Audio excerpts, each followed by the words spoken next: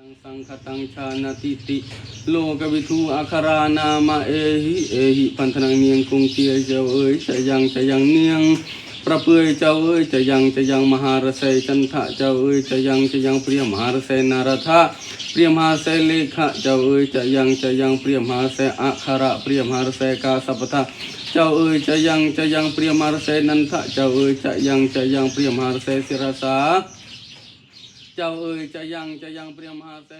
Originating in the ancient Khmer Empire, now called Cambodia, Sak Yant is a spiritual practice of tattooing that dates back well over 1,000 years, 9th century, before borders, before they mattered. Sak means to tap or to inscribe. Yant comes from the Sanskrit yantra, a sacred design, a mystical diagram, a language meant more for the unseen. The literal translation of Sak Yant, magical tattoos. Sak Yant is done now as it was then, with a mai sak, which is a bamboo stick, or a kem sak, a metal rod. Both ancient tools, differentiated not so much by lineage as by use. Sak Yant isn't done in tattoo shops either. They can't be bought. They're received. They're facilitated by an Ajahn, or Sak Yant master, who dedicate their lives to spiritual study, learning from elder masters, carrying lineages forward, and shouldering knowledge that isn't written down anywhere. About 40 minutes outside our village lives a Fram, Nope, a highly respected Ajahn.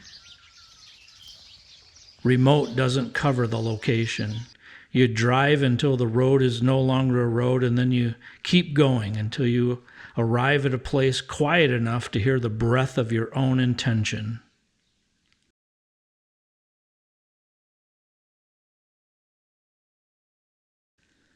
Nope isn't a novelty. He's the real thing, walking with monks, sitting in the mountains, generational, disciplined, widely sought after. He's summoned to places like Hong Kong, Taiwan, Malaysia to perform the ceremony. And sometimes if you show up and the energy is wrong, if the intention is off, even by a whisper, it's a quiet no. No theatrics, no explanations, just not now. To receive Sak Yant from a master like Nope isn't a transaction, it's a moment of alignment. The power of it is transferred through guttural breath, mantra, and sacred lineage. Once received, you're said to be cleared of lingering misfortune, protected from black magic, shielded from intention meant to harm, and energized with clarity, momentum, and good fortune for the path you're already walking. But only if you arrive honest, only if you arrive ready. Because this ceremony isn't about the tattoo. It never was. If you come looking for something specific, a tattoo shop might be a better choice. This is about what you're willing to carry and what you're finally ready to let go of. And in the end, it becomes a quiet test of whether you're willing to trust the master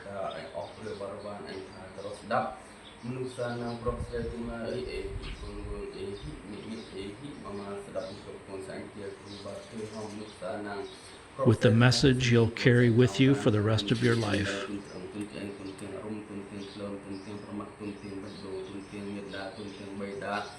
tiang chi don tun tiang chi ta tun tiang kru ba ke te tiet ne ban tun tet mo ban tun tet ku ban tun tet tia ban tun. There's a moment in the book, scene 9, where a sacred tattoo ceremony is revealed.